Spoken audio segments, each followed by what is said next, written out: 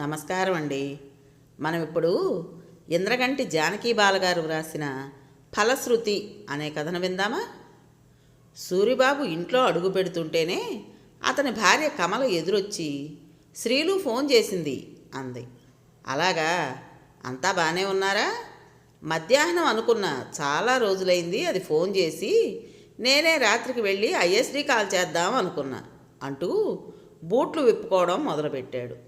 వాళ్ళు వస్తున్నారు అంది కమల. Very good. ఎప్పుడు? అదంతా తీరిగ్గా చెప్తాను కానీ ముందు మీ అమ్మగారిని మీ తమ్ముడింటికి పంపే ఏర్పాటు చూడండి అంది కమల.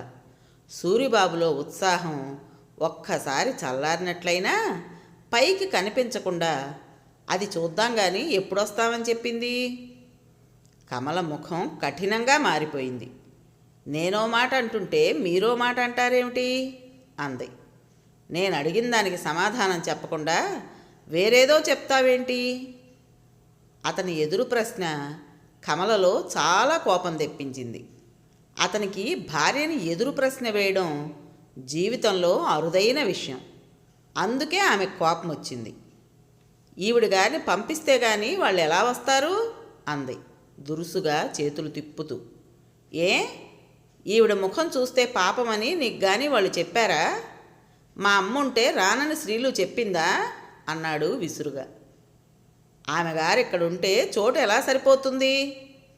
24 గంటలు ఆమె మంచం వేసుకుని పడుకుంటే నాకు పరమ అసహ్యంగా ఉంటుంది. చిచి, కూతురు అల్లుడు అమెరికా నుంచి వస్తున్నారన్న ఆనందం లేదు, సంతోషం లేదు. ఈ దరిద్రం వదిలే వరకు నాకింతే అంది కమల మరింత రవరవలాడిపోతూ. సూరిబాబు నెమ్మదిగా భార్య దగ్గరకు వచ్చి, నీకు బుద్ధుందా? అంత గట్టిగా అరుస్తున్నావు. ఆవిడ వింటే ఏమైనా బాగుంటుందా అన్నాడు. వింటే విననీయండి, నాకేమైనా భయమా? ఇప్పుడు నన్నేం చేస్తుంది? పెట్టినంతకాలం నానా హింసలు పెట్టింది. ఇప్పుడు నా మోచేతి కింద నీళ్లు తాగి కుక్కలా పడుండాల్సిందే అంటూ కమల రెచ్చిపోయింది. సూరిబాబు గజగజలాడిపోయాడు. తను ఇంకొక్క మాట మాట్లాడినా పెద్ద యుద్ధమే అయిపోతుంది. అతను మాట్లాడకుండా బాత్రూంలోకి వెళ్ళిపోయాడు. ఆమెను ఎదిరించే శక్తి లేకపోవడానికి 1,00,000 కారణాలున్నాయి అతనికి. ముఖం తుడుచుకుంటూ బయటకు వస్తుంటే ఎదురుగా తల్లి. ఏమిట్రా అంటుంది మీ ఆవిడ అంది ముసలావిడ సూరమ్మ. ఏదోలే, నీ సంగతి కాదు అన్నాడు. ఆ ఆ అంటూ వినిపించక అవస్థపడి, సరేలే శ్రీలు వస్తోందా అంది. సూరిబాబుకి ఏం సమాధానం చెప్పాలో తోచలేదు. ఈ మహాతల్లికి ఏది వినిపిస్తుందో ఏది వినిపించదో తెలియదు. ఆమెకిష్టమైనవి వినిపిస్తాయి, వద్దనుకున్నవి వినిపించనట్లు నటనా కార్యక్రమంలో నడుస్తాయి. ఏది నిజమో ఏది అబద్ధమో చెప్పటం ఎవ్వరి తరమూ కాదు. కమలకి కోపంతో ఒళ్ళు ఊగిపోయింది. బీపీ ఒక్కసారిగా తన్నేసినట్లయి కళ్ళు తిరిగాయి. ఎవరైనా తన మాటకు ఎదురు చెప్తే సహించలేదు, ముఖ్యంగా మొగుడు. అత్త ముఖం చూస్తేనే అసహ్యం. తన కంఠంలో ప్రాణం ఉండగా ఆమెను గుమ్మం తొక్కనివ్వకూడదు అనుకుంది. అనుకున్నవి అనుకున్నట్లు చేయలేకపోవడమే జీవితాల్లో అత్యంత సహజమైన విషయం. అది కమలకి కూడా మినహాయింపు లేకుండా పోయింది. అయితే ఇప్పుడు 80వ పడిలో ఉన్న సూరమ్మ ఉత్తమోత్తమ సాధ్వి కాదు. కుటుంబంలో రాజకీయాలు నడిపి కొడుకులకి కోడళ్ళకి మనశ్శాంతి లేకుండా చేసి, అత్తగారితో యుద్ధాలు చేసి, మొగుడికి కాళ్లల్లో వణుకు పుట్టించిన ఘనకీర్తి లేని మనిషి కాదు. సుమారు 40 ఏళ్ల క్రితం 40ల వయస్సులో ఉన్న సూరమ్మ సూర్యకాంతంగా చలంతమాడేసిన మాట నిజం. మన వ్యవస్థలో పెళ్ళి అనేది 2 కుటుంబాల మధ్య స్నేహానికి బదులు శత్రుత్వాన్ని నెలకొల్పిన దాఖలాలే మనకు కనిపిస్తాయి. అత్తాకోడళ్ళు కొట్లాడుకోవడమే సహజమని, వియ్యపురాళ్ళు మూతి విరుపులతో ముషాణం ముఖాలతో మసలుకోవడమే సంప్రదాయమని గట్టిగా నమ్మి దానికి అనుగుణంగా ప్రవర్తించడమే చేస్తుంటారు. అందుకు భిన్నంగా ఎవరూ ఆలోచించరు. ఒకవేళ ఎవరైనా ఆలోచించినా అదొక చేతకానితనంగా భావించి లోకువ చేయడమే జరుగుతూ ఉంటుంది. అత్తగారికి 50 ఏళ్ళు కూడా లేకుండానే చిన్న చిన్న పిల్లలు కోడళ్ళుగా ఆ ఇంటికి రావడం, కొడుకులు కూడా స్వతంత్ర భావాలు, లోకజ్ఞానం లేకుండా తల్లిదండ్రుల చాటున వారి నీడలో ఎదగడం వల్ల కొత్తగా వచ్చిన భార్య అభిప్రాయాలు, అలవాట్లు, ఇష్టాలు, ఆత్మగౌరవం అర్థం చేసుకునే ప్రయత్నం చేసేవారు కారు. తల్లి మాట ప్రకారం ఆమెను ఒక పని మనిషిగా, ఇంటిల్లిపాదికి సేవలు చేసే దాసీగా, తనతో కాపురం చేసి పిల్లల్ని కనే యంత్రంగా గుర్తించేవారు. అత్తగారెప్పుడూ కోడల్ని ప్రేమగా, గౌరవంగా చూసేది కాదు. తన అధికారాన్ని, ఆధిపత్యాన్ని చూపించటం సహజంగా భావించేది. మనం తోలనాడి ద్వేషం ప్రదర్శించి వాళ్ళు మనల్ని ప్రేమించాలి, గౌరవించాలి అని ఆశించటం అవివేకం. అలాంటి అవివేకమే కరడుగట్టిపోయి మన మధ్యతరగతి కుటుంబాలలో ఉండిపోయింది. ఆనాటి రాక్షస అత్తలందరూ ఇప్పుడు ముసలివాళ్ళయ్యి కోడళ్ళు పెట్టే గుప్పెడు మెతుకుల కోసం దేవురించాల్సిన స్థితికి చేరుకున్నారు. కొడుకులకు ముసలి తల్లి మీద జాలి ఉన్నా ఆమె చేసిన అకృత్యాలకి ప్రత్యక్ష సాక్షులు వారే కావడంతో నోరు మెదపలేకపోతున్నారు. భార్య కాళ్ళు పట్టుకుని తల్లికి కాస్త అన్నం పెట్టమని వేడుకుంటున్నారు. కోడళ్ళు బెత్తం చేతపట్టుకుని వీలుంటే తల్లి కొడుకుల్ని ఇద్దరిని గెంటేయాలని కసిగా చూస్తున్నారు. కమల బీపీతో ఊగిపోతూ కుర్చీలో చతికిలబడింది. సూరిబాబు ఆమె పక్కనే కూర్చుంటూ, ఇదిగో చూడు, వెంటనే నారిగాడితో మాట్లాడి అమ్మని పంపేస్తాను, నువ్వు ఆవేశపడకు అన్నాడు. మాట్లాడటం గేట్లాడటం లేదు, వెంటనే వెళ్ళి దింపేసి రండి అంది. బొత్తిగా ఏం చెప్పకపోతే అంటూ నసిగాడు. చెప్పడం మొదలు పెడితే వాళ్ళు చిట్టా తెరుస్తారు. మీ నారిగాడికి నడుము నొప్పి, వాళ్ళ ఆవిడకి ఇంకెక్కడో నొప్పి, కూతురికి వేవిళ్ళు, కోడలకి కాళ్ళు నొప్పులు, కొడుక్కి ఊపిరాడని పని అంటూ ఆయాసపడింది కమల. ఈ గొడవకి అక్కడికి వచ్చిన సూరమ్మ వచ్చిన మనిషి ఊరికే ఉండక, మరి వాళ్ళ పరిస్థితులు ఎలా ఉన్నాయో అంటూ దీర్ఘం తీసింది. అంతే, ఇంకా కమలని ఆమె మాటల్ని ఆపడం ఎవ్వరి తరమూ కాకుండా పోయింది. దులిపి దులిపి వదిలిపెట్టింది. అత్తతో బాటుగా మొగుణ్ణి కూడా కలిపి ఎప్పటినుంచో ఉన్న అక్కసు వెళ్ళగక్కింది. సూరిబాబు శూన్యంలోకి చూస్తూ ఉండిపోయాడు. సూరమ్మ వెంటనే తనకి చెముడు కదా అని నిర్ణయించుకుని విని విననట్లు కూర్చుండిపోయింది. సరిగ్గా తన 18వ ఏట కమల పెద్ద కోడలి హోదాలో ఉమ్మడి కుటుంబంలోకి కుడికాలు పెట్టి ప్రవేశించింది.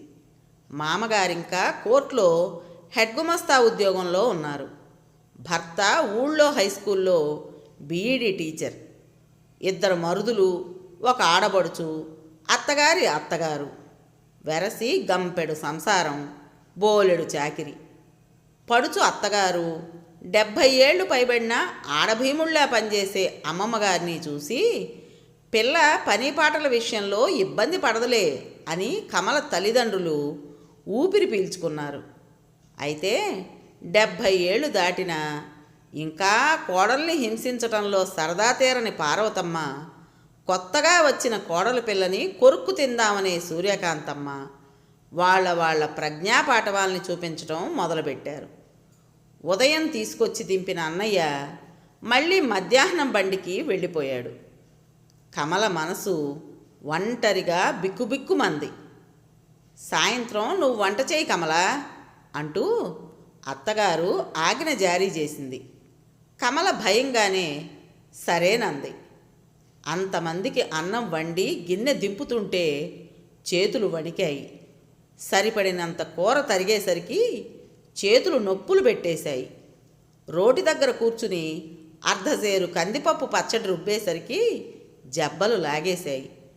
ఇంట్లో పని చేయటం అలవాటున్నా ఇంత పని మీద పడేసరికి బెంబేలు పడిపోయింది కమల.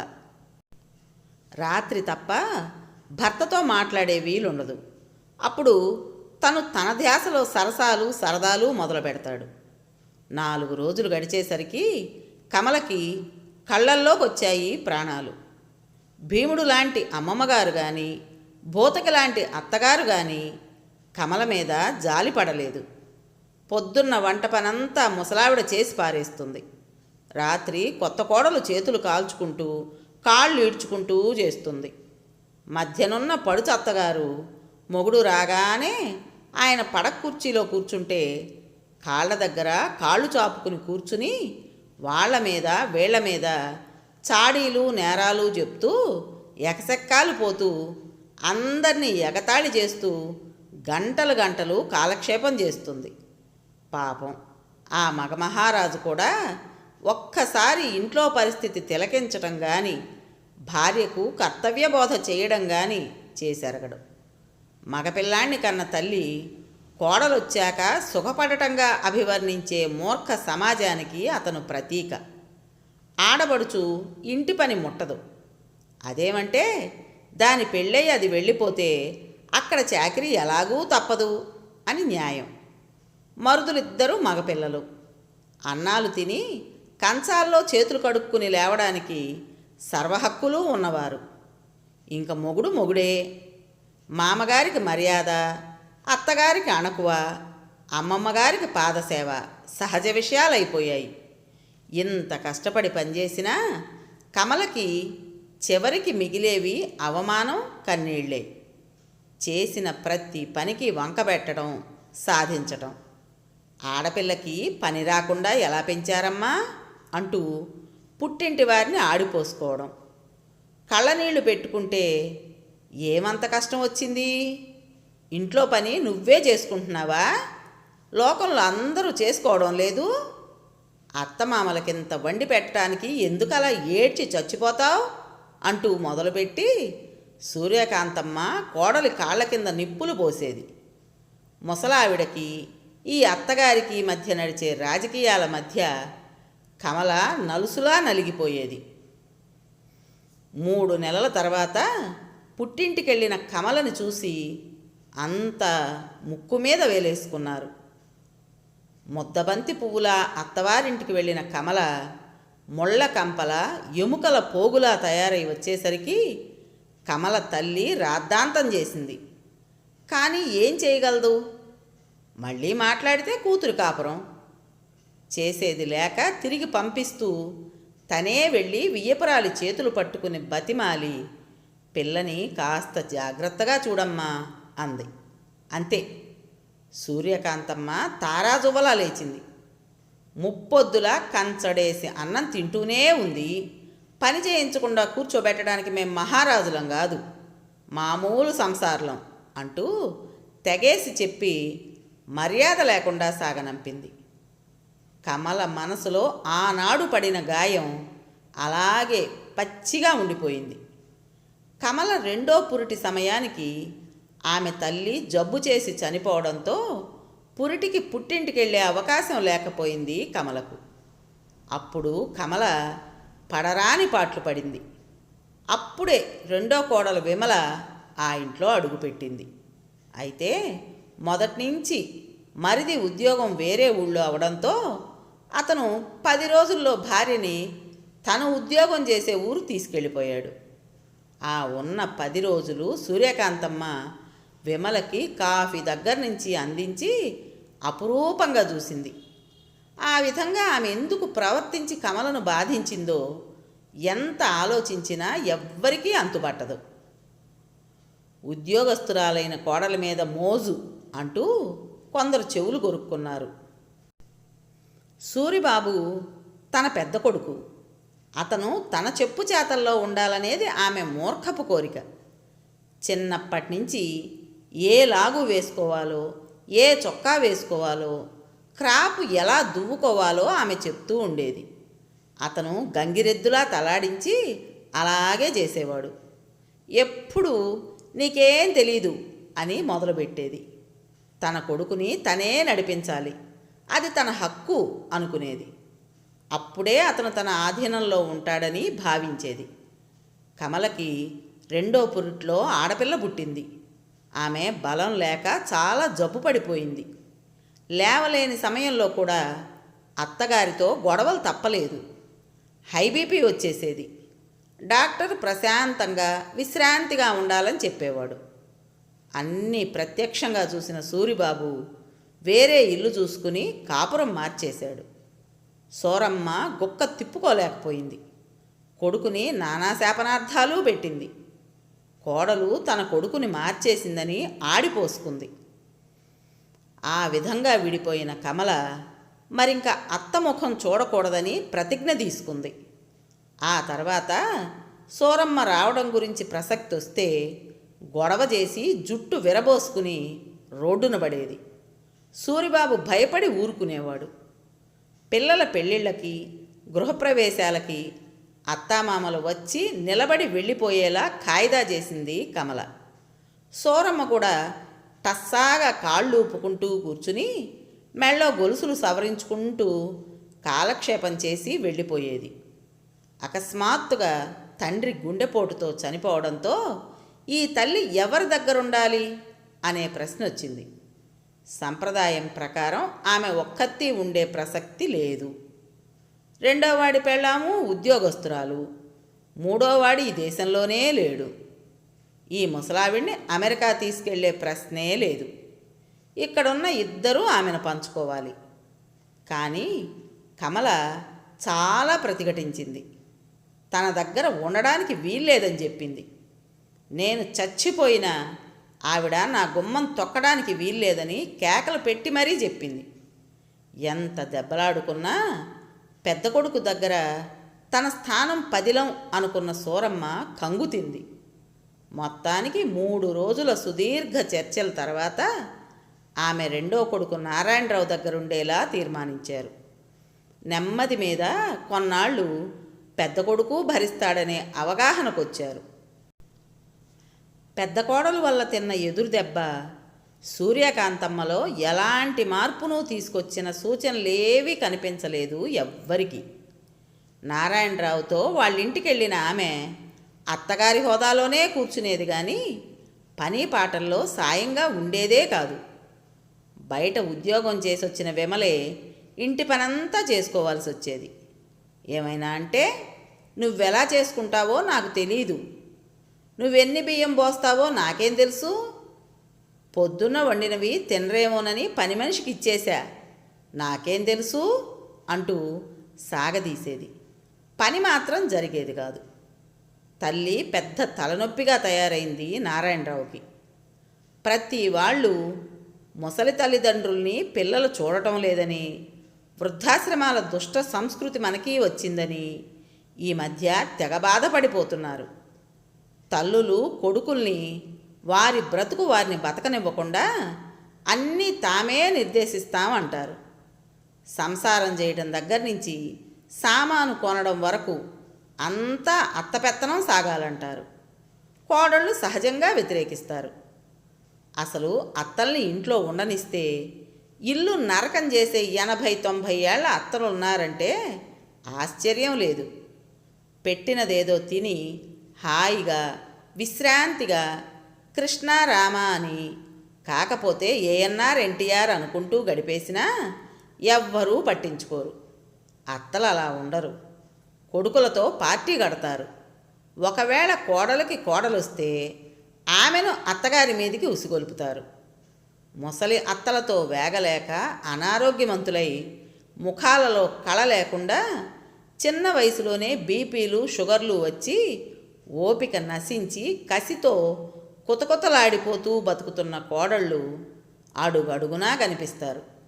వృద్ధాప్యంలో అత్తల దైన్యస్థితి ఎంత బాధాకరమో నడి వయస్సులో అత్తగారి భర్త ఆధిపత్యానికి నరకం అనుభవించే కోడళ్ల స్థితి కూడా అంతే బాధాకరం.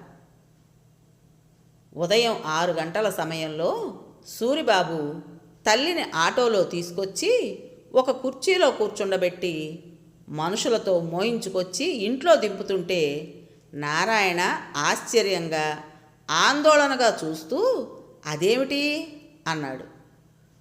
రాత్రి బాత్రూంలో పడింది అన్నాడు అన్నగారు నెమ్మదిగా.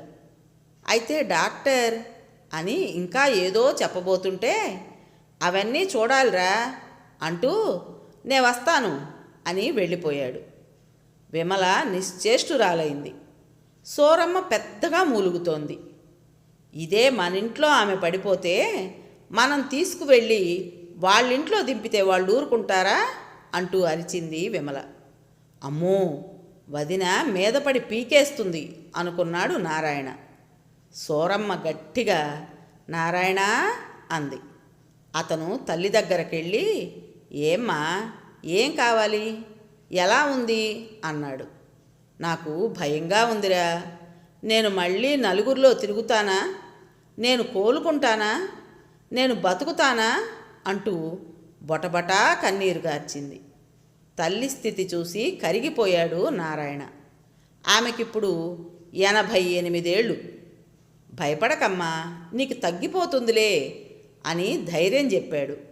ఒరే నారాయణ, నేను చచ్చిపోకుండా కాపాడమని దేవుణ్ణి ప్రార్థించు నాయనా, నా కోసం ప్రార్థన చేయి నాయనా, చచ్చిపోతానేమోనని భయంగా ఉందిరా నాయనా. ఆమె ఇంకా అవే మాటలు మాట్లాడుతూనే ఉంది. నారాయణ ఆమె వైపు నిశ్చింతగా నిశ్శబ్దంగా చూస్తూ ఉండిపోయాడు. అతని పక్కనే విమల నోరు తెరిచి ఆశ్చర్యంగా నిలబడిపోయింది. 3వ రోజుకి మధుసూదన్ అమెరికా నుంచి అనుకోకుండా ఊడిపడ్డాడు. వస్తూనే భార్యాభర్తలిద్దరూ అపురూప నటనా కార్యక్రమం నడిపారు. మధు తల విపరీతంగా ఊపేస్తూ మాతృత్వం గురించి, అమ్మతనం గురించి, భారతీయ కుటుంబ వ్యవస్థ గురించి, తల్లుల గొప్పతనం గురించి, పిల్లల ప్రేమానురాగాల గురించి పెద్ద ఉపన్యాసమే దంచాడు. ఎంత డబ్బు ఖర్చైనా సరే అమ్మకి గొప్ప వైద్యం జరగాలి, నా మాతృమూర్తి 100 ఏళ్ళు బతకాలి అంటూ ఆవేశంతో ఊగిపోయాడు. అమ్మా, నీకు 24 గంటలు సేవ చేసేందుకు మనిషిని పెడతాను అన్నాడు. 3వ కోడలు అత్తగారి చేతులు బాగున్నా కూడా వినిపించుకోకుండా గిన్నెలో అన్నం కలుపుకొచ్చి చెంచాతో అమెరికన్ పద్ధతిలో తినిపించి మదర్ తెరిసాకి మారుపేరుగా నిలిచింది ఒక్క క్షణం. అంతా ఆశ్చర్యపోయారు. వాళ్ళ ధైర్యం ఒక్కటే. ఆ ముసలావిణ్ణి చూడవలసిన బాధ్యత కానీ, ఆమెకి సేవ చేయాల్సిన స్థితి కానీ, ఆమె మలమూత్రాలు పారబోయాల్సిన దురవస్థ కానీ వాళ్ళకి లేదు. ఆ ధైర్యం ఎంతైనా నటించేలా చేస్తుంది. 3వ కొడుకు మాటలు, ముద్దుల కోడలి చేష్టలు సూరమ్మకి స్వర్గం దిగి వచ్చిన భావన కలిగించాయి. అమ్మకి ఇలా ఉండాలి, అలా ఉండాలి, పాపం పెద్దదిరా, ముసల్దిరా అని ఆమెను ముద్దు చేశారు. చివరిగా వెళ్తూ మధు, అమ్మా, నీ పాదపద్మాలు ఇలా ఇవ్వు, నమస్కరించుకుంటాను అన్నాడు. వాళ్ళు వెళ్ళాక ముసలావిడ మురుపు అందర్నీ ఆశ్చర్యంలో ముంచెత్తింది. అసలు సంగతి తర్వాత తెలిసింది. వారు పిల్లలకి ఇండియాలో ఉన్న అద్భుతాలు చూపించుదామనుకున్న కార్యక్రమం వేసుకున్నారు. తల్లి అనారోగ్యం కలిసొచ్చింది, అంతే. సూరమ్మ మంచంలోనే ఉండిపోయింది. ఒకరోజు కళ్ళనీళ్లతో, ఒరేయ్, నన్నందరూ వదిలేశారు, నువ్వు నన్నే ఆశ్రమానికి పంపేకురా అంది. నారాయణకి జాలేసింది. విమల దీనంగా ఆమె వైపు చూసింది. ముసలివాళ్ల గతం తవ్వి వాళ్ల మీద కక్ష సాధించటంలో ప్రయోజనం లేదు. ప్రేమ గీమ పక్కన పెట్టి ఒక బాధ్యతగా వాళ్ళని కడతేర్చాలి అనే భావం వారిద్దరి చూపుల్లో ఒకరికొకరికి అర్థమైంది. కథ పేరు ఫలశ్రుతి. రచించిన వారు ఇంద్రగంటి జానకీ బాలగారు. విన్నారు కదండి. మరి ఈ కథ మీకు నచ్చిందా? నచ్చినట్టయితే లైక్ చేసి మరో నలుగురికి షేర్ చేయండి. అలాగే ఈ కథ పైన మీ విలువైన అభిప్రాయాన్ని కామెంట్ బాక్స్లో తప్పకుండా తెలియజేస్తారు కదా. మరి ఇంత మంచి కథను మనకు అందించిన రైటర్ గారికి మనస్ఫూర్తిగా మనందరి తరపున ధన్యవాదాలు తెలియజేసుకుంటూ, కొత్త వాళ్ళు కనుక మన ఛానల్ చూస్తున్నట్టయితే తప్పకుండా సబ్స్క్రైబ్ చేసుకోండి. రేపు మరో మంచి కథతో మీ ముందుకు వస్తాను. అప్పటి వరకు ఉంటానండి.